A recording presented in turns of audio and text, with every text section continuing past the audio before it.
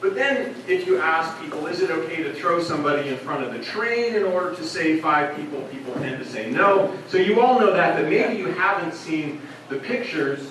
So this is the footbridge case. Is it okay to push a guy off the bridge? You see this guy is approaching the scenario, and he realizes that the idea that the rule applies to my foreseen consequences would have a lower probability than the idea that applies just to my intended consequences. And I'd be happy to talk about that in Q&A. So let me, so the puzzle that I was left with after writing that paper with Ron, where we couldn't figure out why rules had the structure that they did, I think now I have some idea, and so Ozzy Osbourne can be replaced with the Reverend Bayes, that there's some kind of statistical explanation for this. And I want to run through I'll do this really quickly, 2 speculative video that they used, but that one is very funny, and if you have a chance, look up Christmas Surprise. You show people funny videos, they're more likely to say it's okay to push the guy. People who have brain damage to areas that are associated with emotion function, and in fact, people that are antecedently shown to have emotional difficulties are more likely to say it's okay to push the guy off the footbridge. And then in recent work, just looking at people's responses on questionnaires or surveys about how close they are to being a psychopath, just normal population, like they give it to you guys. The people who are higher on the psychopathy scale, meaning they have less emotional responses to people being hurt, are more likely to say it's okay to push the guy off the footbridge.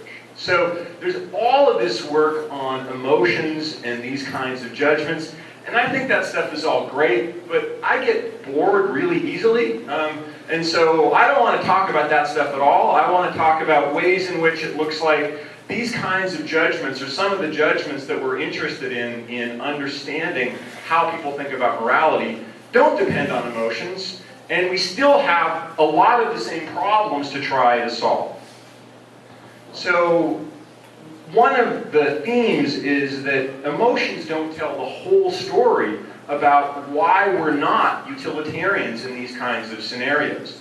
And one very simple point to make here is that the key figure here in the initiation of this is Josh Green, who's a psychologist / philosopher at Harvard. And Green has done all this work trying to show that emotions are involved in these kinds of judgments. But one of the things that goes underreported is that if you actually look at his dilemmas and you see when people make non-utilitarian judgments, lots of times when people make what he calls non-utilitarian judgments, they don't seem to have much emotional reaction at all. So is it okay to lie on your resume? Most people say no, and you ask them to rate how emotional they feel about that. It's rock bottom. People don't feel emotional about that at all. They just say, no, it's wrong to lie on your resume. In some experimental work, we've tried to look at cases that minimize the role of emotions and see if we still can get, you might think of as non-utilitarian responses. So in a study Ron Mallon and I did, we took these kinds of cases, switch and footbridge, and we just took the people and replaced them with teacups. And said, you know, these kids are at their house, and the mom tells them you're forbidden from breaking any of the teacups that are on the counter. And then in one scenario, the little girl's brother was a misbehaving little boy, and he'd arranged so that his train set was about to crash into 5 teacups. And in one scenario, the little girl could pull a switch so that it would go to another track and hit 1 teacup. In the other scenario, she had to throw a teacup to knock the train off the track. And what we found when we asked, did she break the rule in those 2 cases? People said she did break the rule when she threw the cup, but they tended to say she didn't break the rule when she just pulled the switch.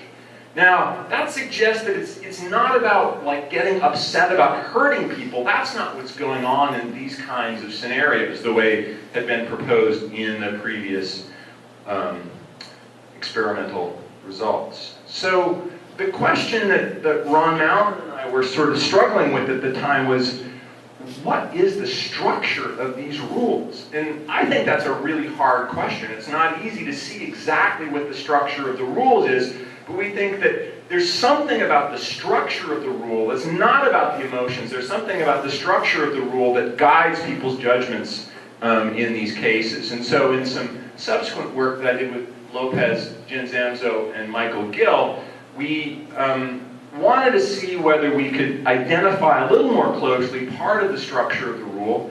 So, as you, many of you will probably know, there are famous cases in ethical literature that are supposed to show that there are problems for utilitarianism.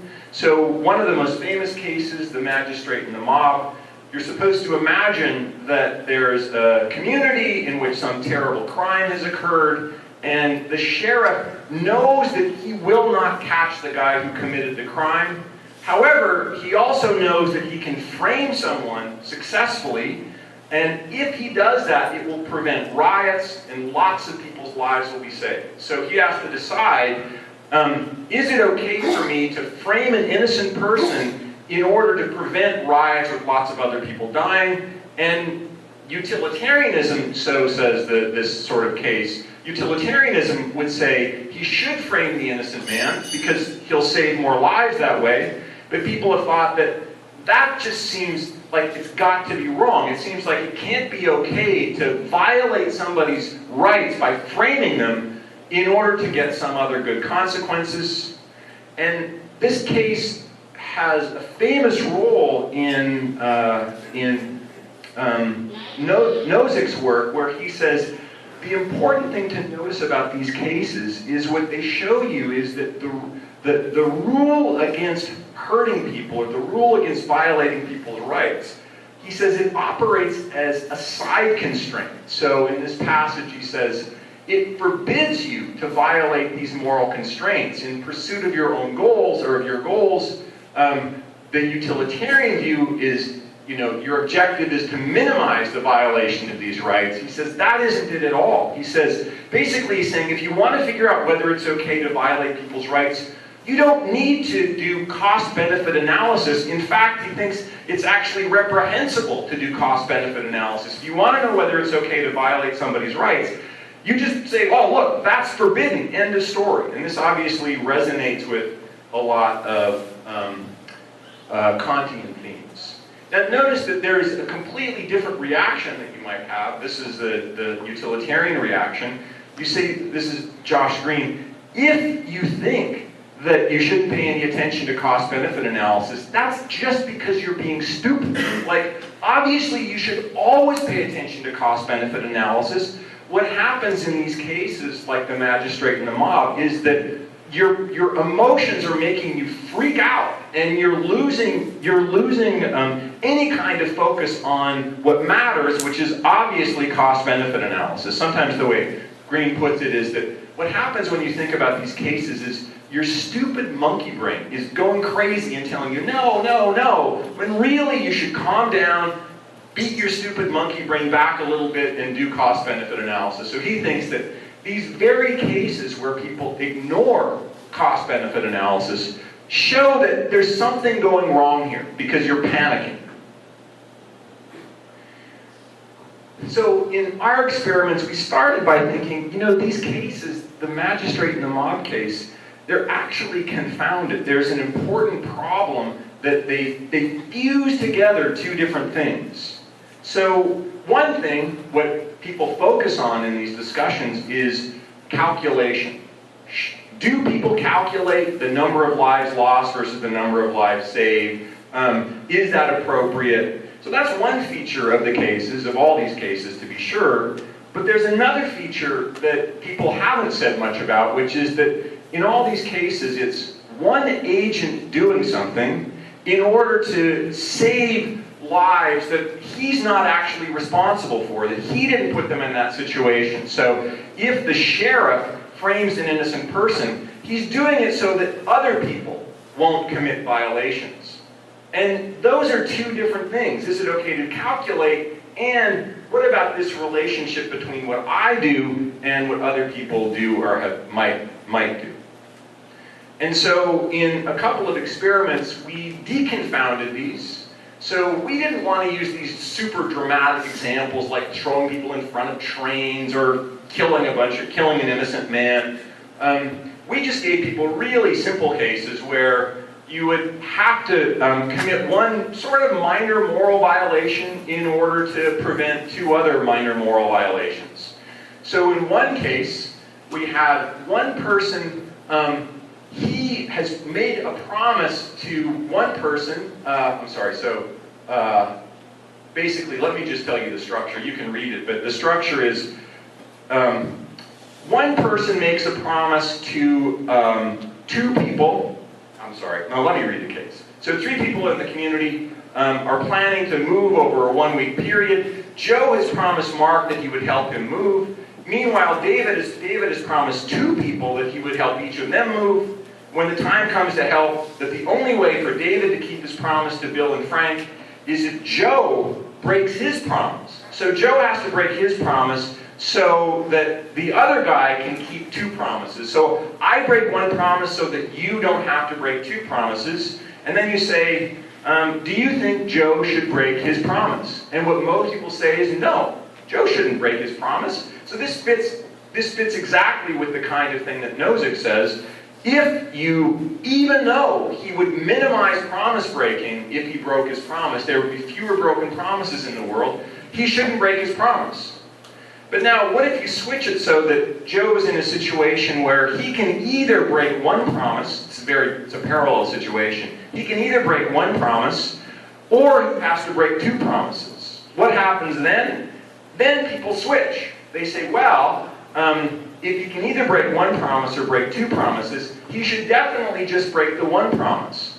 So when you get this Nozick style effect where people say no calculation, you get it when your judgment is about whether I should do a violation so that you don't commit violations. It's very important that those cases are between agent cases and not within agent cases. Now, you might think that this is sort of an unfair case because all it is sort of numbers, 1 promise versus 2 promises. So we had a variant situation with different violations. So this is a case where a person has to lie in order to prevent promise breaking. So Bill promised 2 friends that he would arrange to deliver their homework on Saturday, but he can't do it, and the only alternative is to ask his classmate John to deliver the homework on Saturday, but John would have to lie in order to do that. So John has to lie so that Bill can keep his promises. In the other scenario, John himself promised 2 friends that he would take them their homework, but the only way he can do it is if he lies to his parents so that he can take his homework to them. So in the first case, he can lie so that there are fewer promises broken by other people, or in the second case, he can lie so that he doesn't break as many promises. And what we get is exactly the same result. People tend to say he shouldn't lie so that that other guy can keep his promises, but he should lie so that he can keep his promises.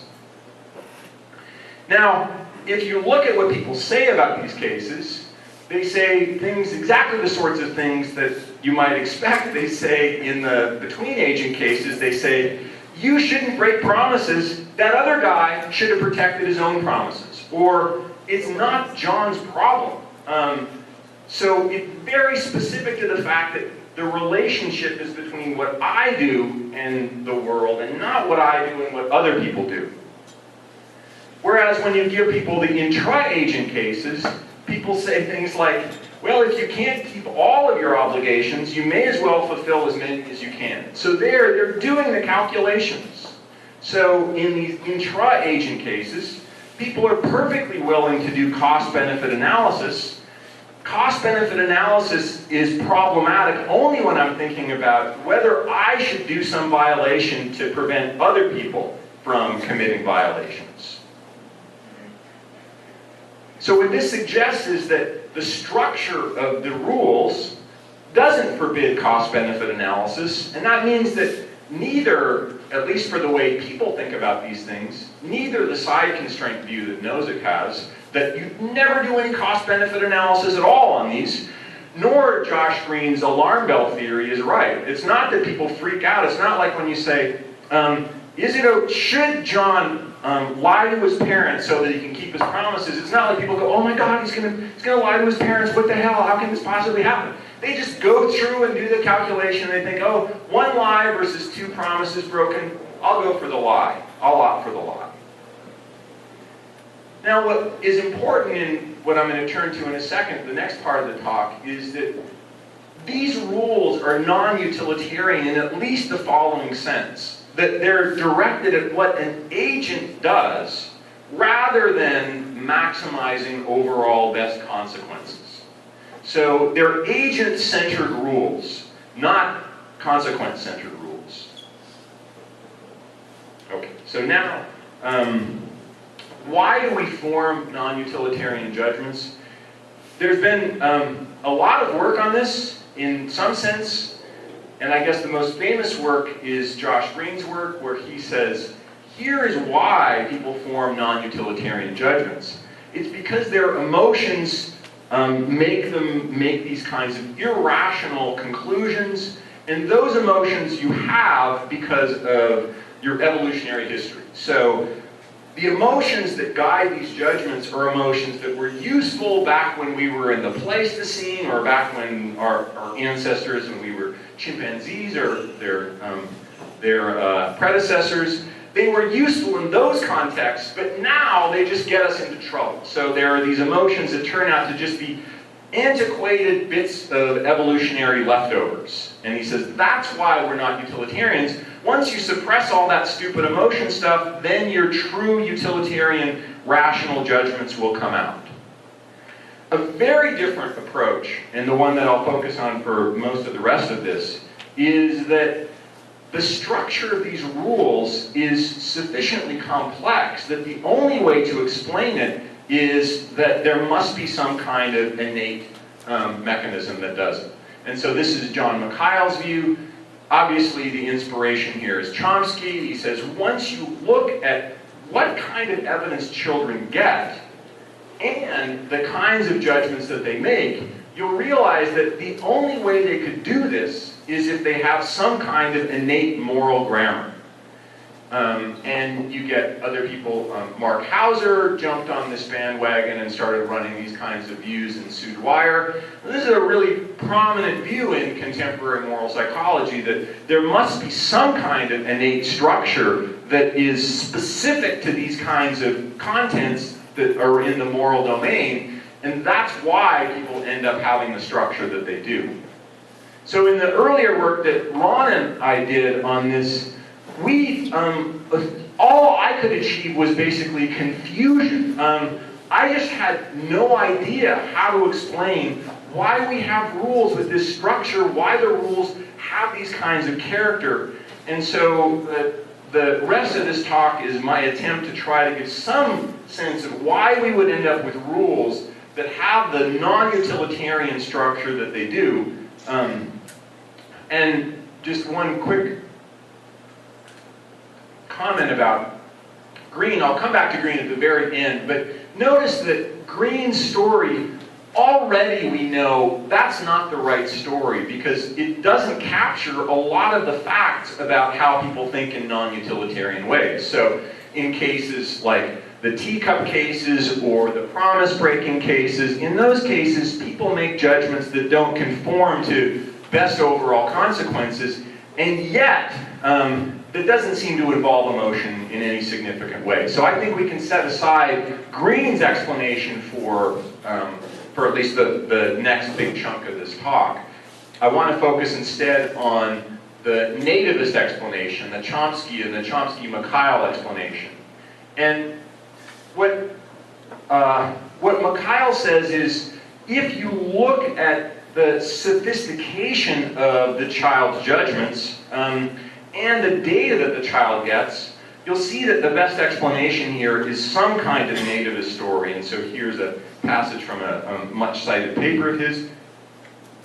The judgments in these trolley cases seem to be widely shared among demographically diverse populations, including young children. This is true. These cases have been given all over the world, and at least the basic distinctions are made everywhere. He says, this shows that even young children have some ability at tracking intentions, people's intentions, and forming judgments based on non-utilitarian rules, that they naturally and effortlessly acquire these rules with determinate content. That is, it's specific, it guides their judgments in lots of different cases in a systematic way. But their instruction, what they get in terms of their learning, what their parents and colleagues, or their parents and peers and teachers give them, is deeply underspecified. And so from this you get, effectively, a poverty of the stimulus argument that Chomsky made famous for language, for syntax. Mikhail says you get the same kind of thing for morality. So this is from a paper by Sue Dwyer, Bryce Huebner, and Hauser. So although children do receive some moral instruction, it isn't clear how this instruction could allow them to recover moral rules.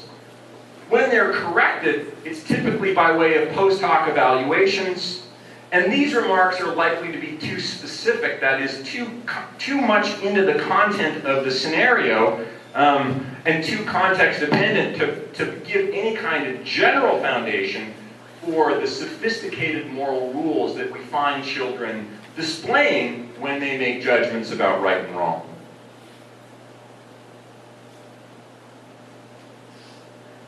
So we think that this is the beginning of the project for us. We think that the nativists are right about at least one thing.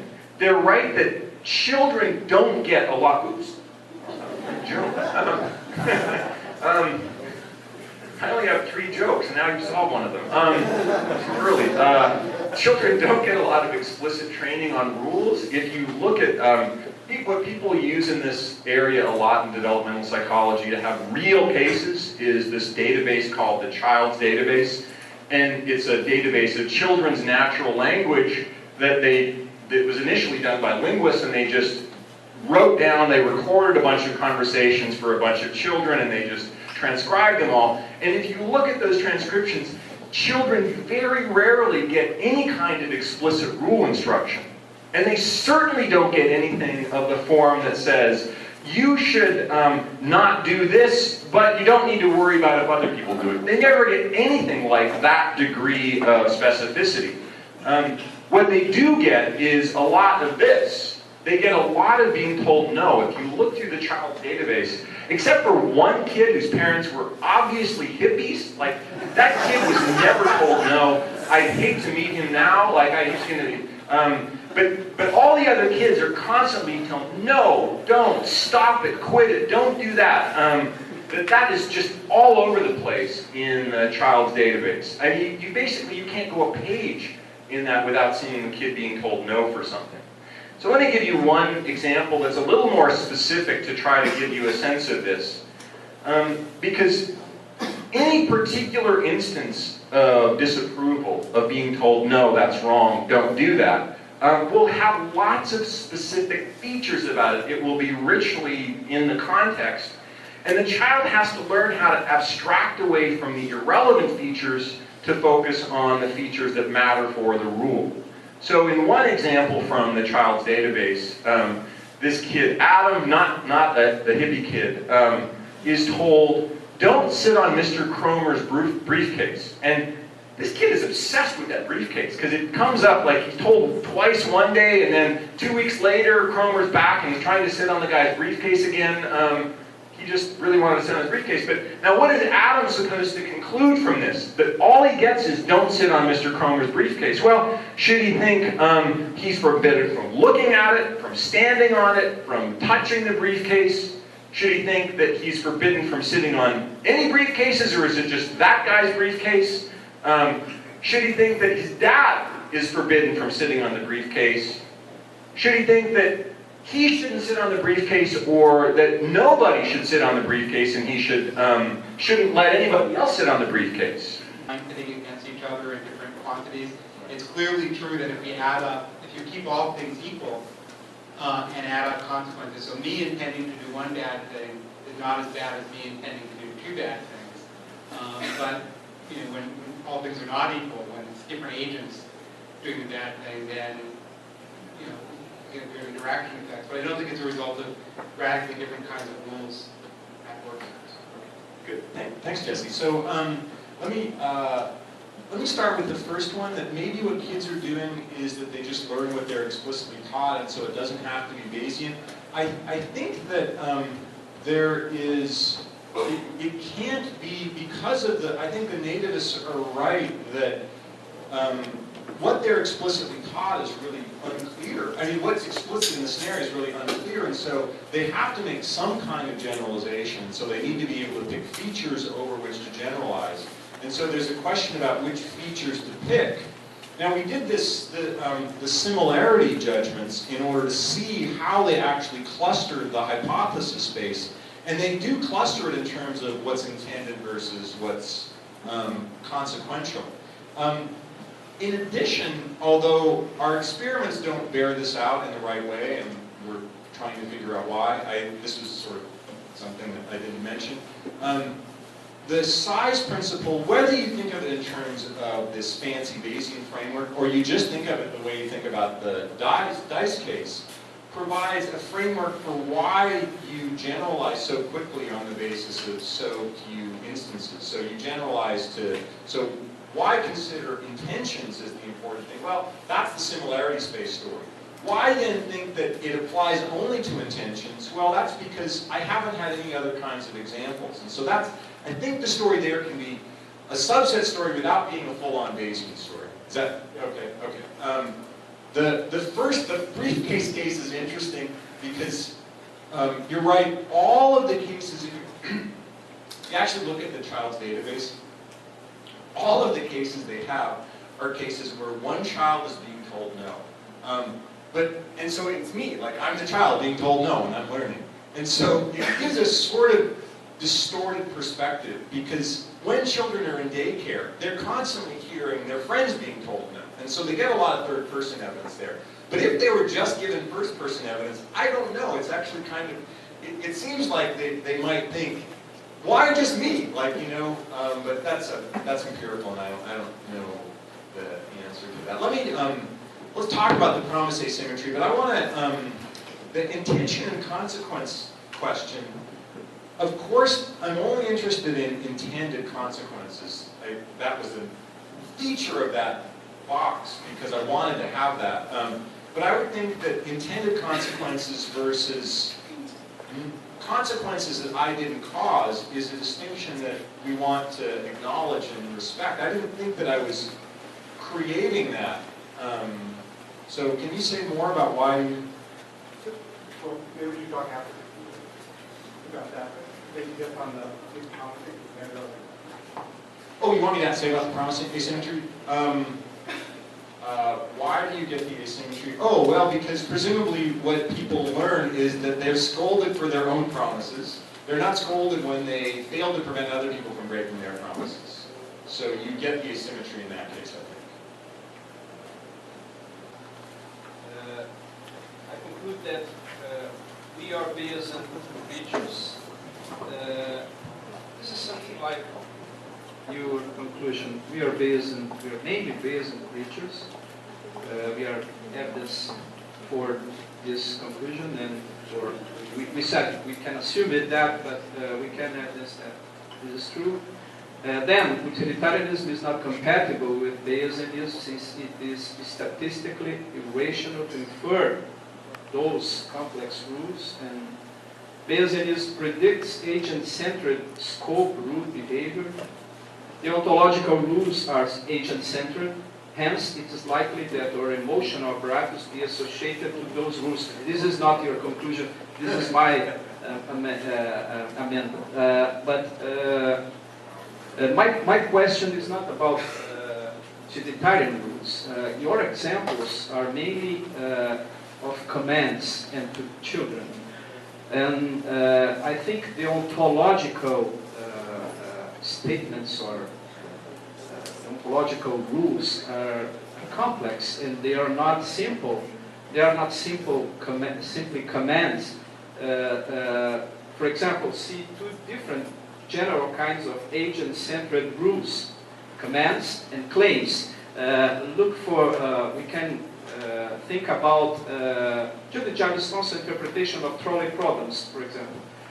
For Judy Jarvis Thomson, the problem is that people have rights, and rights are claims, and claims are correlated to duties. And this is different from command. Command is directed from one person, and it presupposes an authority. For example, in the children example, it's simple. In a lot of other examples, like officials,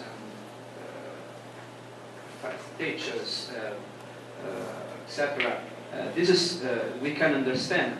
But my problem is that the basic deontological commitments that interest the moral philosophers, like Nozick, like Thomson, are claims, and they are different from commands. And so I want to understand if what your plan, what the general plan, because my conclusion is that you conclude that we are not constituted rationally to learn utilitarian rules, but my point is that the ontological rules are very complex, and they are not simply reduced to commands. That's my point. And so how we can deal with this problem? Okay, good. So there's, let's see. So there are two things I want to say about that. First of all, my reading of the developmental, just reading the child's database, is that children get very little instruction about claims. I mean, very rarely would you hear them saying anything about rights or being told anything about rights. Mostly what they get are commands. So that's their learning set. That's what they have to learn from. And in revealing liberal hypocrisy in American universities, and so in this devilish experiment of his, he asked people whether it would be okay to push the guy off the bridge when his name was Ship Farnsworth III, suggesting that he was a really rich, privileged guy, and people were more likely to say it was okay to push the rich